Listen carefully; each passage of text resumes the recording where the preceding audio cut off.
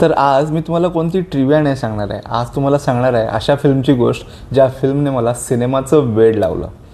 तर ती फिल्म होती कर्ज. तर व्हायचं असं, मी लहान असताना शाळेतून कधी कधी लवकर आलो ना तर टी व्ही लावून लगेच बसायचो. आणि त्यावेळी झी टी व्हीवर आय थिंक दुपारी 3 वाजता फिल्म्स लागायचे आणि त्यामध्ये कर्ज सारखी लागायची. आणि मी त्यावेळी कर्ज इतक्यांदा पाहिलं असेल त्याची काही गिनती नाही आहे. लक्ष्मीकांत प्यारेलालचं ते आयकॉनिक म्युझिक, कर्जची ट्यून,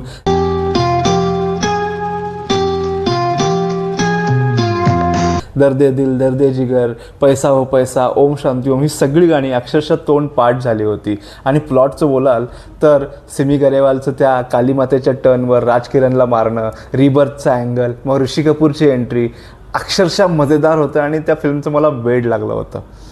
आजही कधी कर्ज टी व्हीवर लागला तर मी आवर्जून पाहतो.